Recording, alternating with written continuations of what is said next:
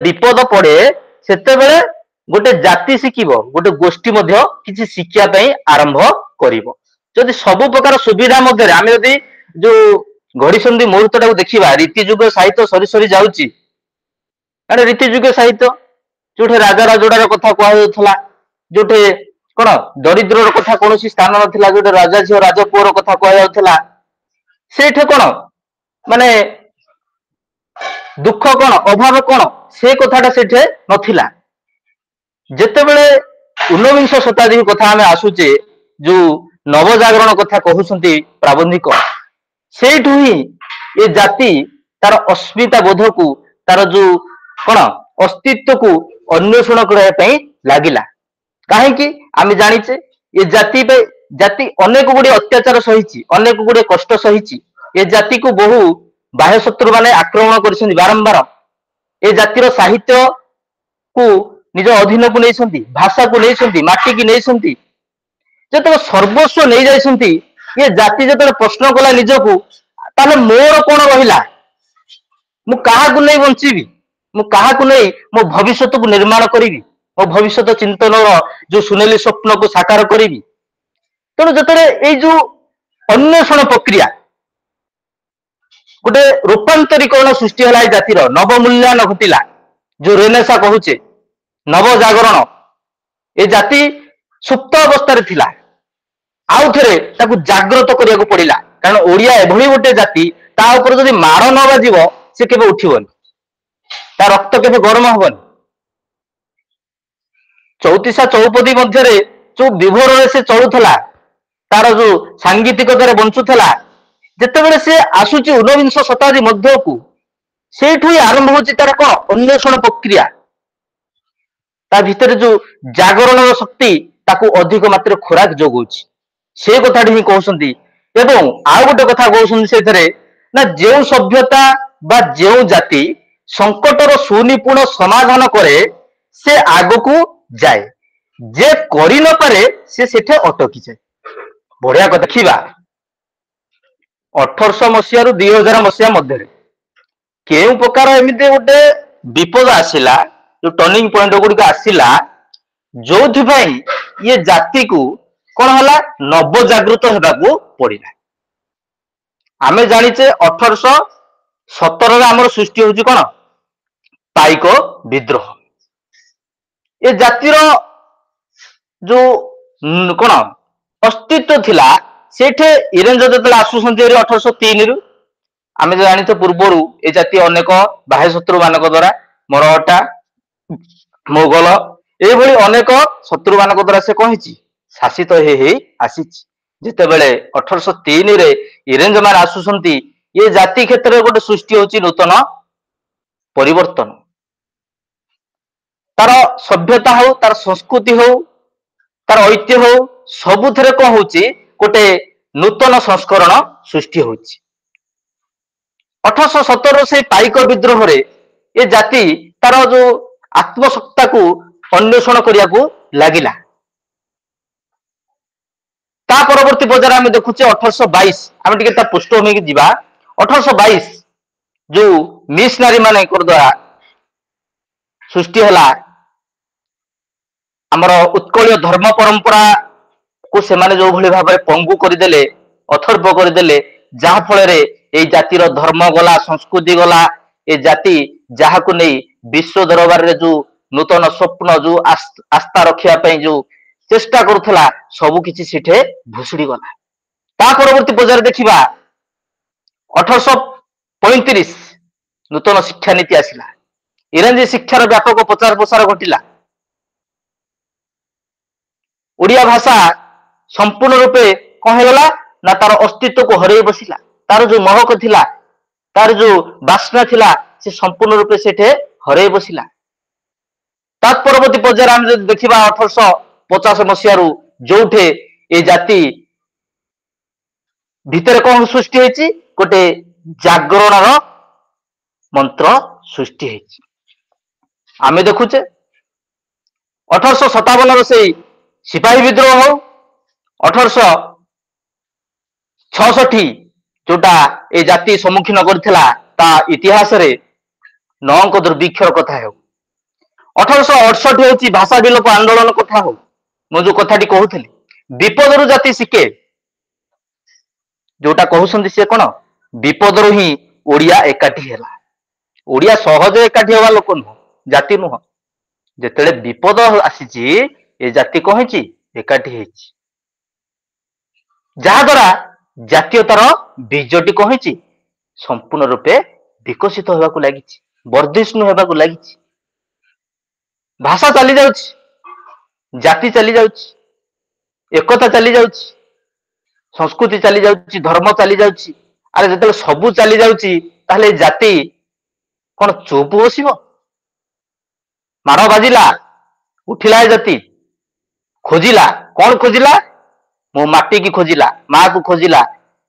କୁଆଡେ ଗଲା? ତାର ଭାଷା କୁଆ ଗଲା, ତାର ଜାତି କୁଆ ଗଲା। ସବୁକୁ ଯେତେବେଳେ ଖୋଜିଲା ତା ଭିତରେ ସୃଷ୍ଟି ହେଲା କଣ ନା ଜାତୀୟତା।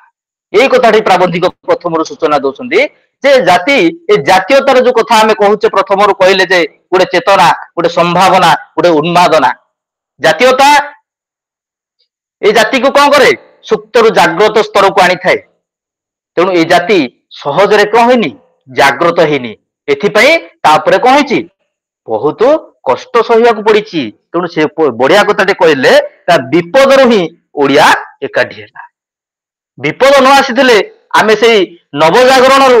ଯୋଉ ଆଜି ଦେଖୁଛେ ସ୍ୱତନ୍ତ୍ର ଉତ୍କଳ ପ୍ରଦେଶର କଥା ଆମେ କହୁଛେ ତାହା ଆମେ ପାଇପାରି ନଥାନ୍ତେ। ଇଏ ହେଲା ଗୋଟେ ପର୍ଯ୍ୟାୟର ଆଲୋଚନା ପ୍ରାବନ୍ଧିକଙ୍କର।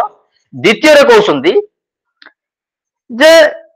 ଆମେ ଜାଣିଲେ ଯେ ଓଡିଆ ଜାତିର ଜାତୀୟତା କେବେ କେବେ କେମିତି ଆରମ୍ଭ ହେଲା ମୁଁ କହିଲି। ଊନବିଂଶ ଶତାବ୍ଦୀରୁ ସାଧାରଣତଃ ଏହି ଜାତୀୟତା ଆରମ୍ଭ ହୋଇ ଆସୁଛି। କେଉଁ ପରିସ୍ଥିତିରେ? ପରିସ୍ଥିତି କହିଲି ଯେତେବେଳେ ତାର ସର୍ବସ୍ୱ ଚାଲି ଯାଉଛି ଏ ଜାତି କଣ ହଉଛି ନା ଜାଗ୍ରତ ହେବାକୁ ଚାହୁଁଛି, ଜାତୀୟତାକୁ ବଞ୍ଚିବା ପାଇଁ ଚାହୁଁଛି, ସେଥିପାଇଁ ସେ ଆଗେଇ ଆସିଛି। ଏବଂ ଯୋଉଟା ମୁଖ୍ୟ କଥା ସେ କହୁଛନ୍ତି ନା କେଉଁମାନଙ୍କ ଦ୍ଵାରା ସୃଷ୍ଟି ହୋଇଥିଲା। ଆମର ପ୍ରବନ୍ଧର ନାଁ ହଉଛି ଗୋପବନ୍ଧୁ ଓ ଓଡିଆ ଜାତିର ଜାତୀୟତା। ଏଠି ସେ କେତେଜଣ ଚିନ୍ତାନାୟକଙ୍କୁ ନେଇଛନ୍ତି ଯେ ସେମାନେ କିପରି ଏଇ ଓଡିଆ ଜାତିର, କାରଣ ଓଡିଆ ଜାତି ତ ଏଇଭଳି ଭାବରେ କଣ ତାର ଜାତୀୟତାକୁ କଣ ହେଇଛି ଜାତୀୟତାର ବହ୍ନିକୁ ପ୍ରଜ୍ୱଳିତ କରିଛି। କିନ୍ତୁ ଆଉ ଟିକେ ତାକୁ କୋଉମାନଙ୍କ ଦ୍ଵାରା, ପ୍ରମୁଖ ଚିନ୍ତାନାୟକ ମାନଙ୍କ ଦ୍ଵାରା ଏଇ ଜାତୀୟତା ଆହୁରି ବିଶ୍ୱସ୍ତରୀୟ ହେଇଛି, ସେଇଟାକୁ ସାଧାରଣତଃ ପ୍ରାବନ୍ଧିକ ଏଠି କହୁଛନ୍ତି। ପ୍ରଥମ ପର୍ଯ୍ୟାୟରେ ସେ କହୁଛନ୍ତି ଜାତୀୟତାର ଯୋଉ ମୂଳ ମନ୍ତ୍ରଟା ଆମେ ଦେଖୁଛେ, ପ୍ରଥମେ ସେ ବର୍ଣ୍ଣନା କରିଛନ୍ତି କାଠୁ ସେ ବିଶିଷ୍ଟ ଚିନ୍ତାନାୟକ ଉତ୍କଳ ସନ୍ତାନ କିଏ? କୁଳବୁଦ୍ଧ ମଧୁସୂଦନ ଦାସଙ୍କ। ସେ କହୁଛନ୍ତି ତାଙ୍କର ଯୋଉ ଚିନ୍ତାଧାରା, ସେଇ ଯୋଉ ଜାତୀୟତା, ସେଇଟାକୁ ସାଧାରଣତଃ ଏଠି ବର୍ଣ୍ଣନା କରୁଛନ୍ତି। ଆମେ ଜାଣିଛେ କୁଳବୁଦ୍ଧଙ୍କର ଯୋଉ ଅମୃତ ବାଣୀ, ଯୋଉଥିରେ ଜାତୀୟତାର ମାନେ ତାଙ୍କର କବିତାର ପନ୍ତିରେ ପ୍ରତିଟି ଧାଡିରେ ଗୋଟେ ଜାତୀୟତାର ସ୍ୱର ରହିଛି। ଆମେ ପଢିବା ଆଦି ଉଠରେ ଉଠରେ ଉତ୍କଳ ସନ୍ତାନ ଉଠିବୁ ତୁ କେତେ ଦିନେ, ପୂର୍ବ ଗୌରବ ପୂର୍ବ ମହିମା ପଡୁନାହିଁ କିରେ ମନେ, ଜାତି ଇତିହାସ ଜାତିର ନିର୍ଝର ତହୁ ବହେ ସଦା, ଜାତି ପ୍ରାଣଧାର ସେଧାରରୁ ନିର ପିଇଛି ଯେ ନର, ନିଶ୍ଚୟ ହେବ ସେ ଜାତି କର୍ମ ବୀର, ଜାତିର ଉନ୍ନତି ସେ କାହୁଁ କରିବ, ସ୍ୱାର୍ଥ ବ୍ୟସ୍ତ ଯାର ମନ, ଶାଗୁଣା ବିଲୁଆ ଚିକିତ୍ସକ ହେଲେ ସବ କି ପାଇବ ପ୍ରାଣ। ମାନେ ମାନେ ଆମେ ସମସ୍ତେ ପଢିଛେ ଏଇ କଥାଟାକୁ, କାରଣ ସବୁ ଧାଡିରେ, ସବୁ ପନ୍ତିରେ, ସବୁ ପଦରେ ଗୋଟେ ଜାତୀୟତାର କଥା କୁହାଯାଇଛି। ଏ ଜାତି ଶୋଇଛି, ତାକୁ ଉଠେଇବାକୁ ହବ, ତାକୁ ଚିହ୍ନିବାକୁ ହବ। ତୁ କିଏ? ତୁ କୋଉଠୁ ଆସିଛୁ? ତୋର ପରିଚୟ କଣ? ତୁ ଖୋଜେ, ତୁ ଶୋଇ ରହିଲେ ହବ ନାହିଁ। ସେ କଥାଟାକୁ ସେ କହୁଛନ୍ତି ପ୍ରାବନ୍ଧିକ। ନା କୁଳବୁଦ୍ଧଙ୍କର ଯୋଉ ମାନସିକତା, ତାଙ୍କର ଯୋଉ ଚିନ୍ତାଧାରା, ସାଧାରଣତଃ ଏଇ ଜାତୀୟତାକୁ ଆହୁରି ଖୋରାକ ଯୋଗେଇଛି କଣ ଏଇ ଜାତିକି ଆହୁରି ଆଗେଇ ନବା ପାଇଁ। ତେଣୁ ସେ ଯୋଉ ଜାତୀୟତା କଥା କହିଛନ୍ତି, ଏଠି ସେ ଭଲ ପଦଟେ କହୁଛନ୍ତି, ଜାତୀୟ ଭାଷା ଓ ସାହିତ୍ୟର ଉଦ୍ଦୀପନାମୟ ବହୁଳତା ଆରମ୍ଭ ହେଲା। ଏହିପରି ଏକ ଉଦ୍ଦୀପନାର ଅନ୍ଧ ହୋଇ କେତେ ଜଣ ବଙ୍ଗୀୟ ଜାତୀୟବାଦୀ ଓଡିଶାକୁ ମଧ୍ୟ ଗିଳିବାକୁ ବସିଲେ। ଏହି ସଂକଟରେ ଓଡିଶାର ନିଦ ଭାଙ୍ଗିଲା ନା ଓଡିଆ କେବଳ ଅନ୍ୟର ଜୁଆଳିରେ ଜୋଚା ହୋଇ ଯିବ ନାହିଁ, ଓଡିଆ ମଧ୍ୟ ବଙ୍ଗାଳୀ, ବିହାରୀ ଓ ଆନ୍ଧ୍ରାବାସୀଙ୍କ ପରି ଜଣେ ହୋଇ ଠିଆ ହେବ। ଏଇଟା ଥିଲା କାହାର? ନା କୁଳବୁଦ୍ଧଙ୍କ ମାନସିକତା। ओडिया जो कथाटी तांकर कविता माध्यम तू मने भाविचु तोषा मद करी बढ़ाइबु जाति मान तोषा मदियार कुकुर प्रकृति अईठा पतरे मन माने प्रतिटी धाड़ी रे से कोन करछंती माने कथा माध्यम जेतिकी नुहे तांकर सृजनी माध्यम रे साधारणतः ए जाति को सजाग करछंती जागृत करिया पे से कहछंती तत्परता प्रकाश करछंती हमर कुलबोध उत्कल गौरव मधुसूदन दास से कहछंती ना ओडिया एपरि एक जाति से कहछंती ओडिया केवल अन्यर जुआली रे जोचा होई जीव नाही जुआली बुझी पारथबो तेणु ओडिया मध्य बंगाली बिहारी आंध्रावासी को परी जणे होई ठिया हबो पुणी कहछंती ओडियार स्वतंत्र मंदिर परी ओडियार स्वतंत्र शिल्प रहिबो ओडियार जेंति कारुकार्य मंदिर जेंति बारी होई पड़े सेही भली ओडियार संस्कृति तार शिल्प सेमिति कोटिए भितरे गोटिए जेमति को हबो बारी होई पड़िबो बहिर्जगत सहित स्वतंत्र संपर्क रहिबो अन्य मानकर अनुगत होई नुहे सम्मान स्कंद होई ओडिया जी रहिबो मधुसूदन एई जीर सर्वोत्तम प्रतिनिधि होई बाहरिले सभा मंच रे वक्तृत्व देवा ठारू आरंभ करी विचारालय रे बारिस्टर होगा पर्यंत प्रत्येक क्षेत्र में जीद तांको संचालित करितला सब प्रलय होउ किंतु ओडिया बंची रहू भारतर राजदंड रे जाति टक्कर हेले ओडिया सेठारु कोनोसी मते हटि न जाऊ यह ही प्रधान उद्देश्य रहिला ओडिशार तारकसी सिंह शिल्प को से सुसंगठित कले उत्कल टानेल ठारू आरंभ करी सबु शिल्प कारखाना को साधारणतः से कौन सुदृढ़ करने लगिले ओडियार स्वाभिमान को बंचा आप्राण उद्यम कर चलिए ओडिया मुची हाथ तैयारी सदृश जोता मान पठाई मधुसूदन आपणार स्वप्नर फल को गले साकार करने को लगिले ये थिला ए विशिष्ट चिंतानायकर कौन मानसिकता ये जातीयता को आउ टिके पाद आगु को नेबा पई से जो आरंभ कर प्रयास आम जाचे जो मुवमेंट होता 1920-21 आम जो असहयोग आंदोलन से आरंभ होची गोटे नूतन पर्याय आ गोटे कथा कहते प्राबंधिक महात्मा गांधी कथा ये थिला साधारणतः मधुसूदन कथा से साधारणतः ओडियार जातीयता को किपरि ओडिया भितर माने ओडिशा भितर माने अधिक मात्रा रे प्रभावित करिया पई से किपरि प्रचेष्टा करथिले कले कुलबोध ना लोकटी बुद्ध होगला पर्यंत मध्य तार को पार्टी केवल गोटे शब्द दिला मो उत्कल यही भली भाबरे आमे देखुची तांकर जो जातीयतार जो कोन सुदृढ़ मानसिकता तेणु तापर जो कहउसंती असहयोग आंदोलन परे आ गोटे जातीयता आसिला जे समग्र भारतीय जातीयता मध्य से माने कहि जायछि मिसी जायछि से होछि महात्मा गांधी को जातीयता कथा कहउसंती ना भारतर जातीयता इतिहास रे बंग विच्छेद आंदोलन पड़ी ओडिशार जातीयता इतिहास रे मधुसूदन को जुगरु आरंभ जुग बोली कहा जाय परिबो प्रतिकूल प्रतिवेशी संसार तिष्टि रहिबा ही जुगर प्रधान समस्या थिला तेणु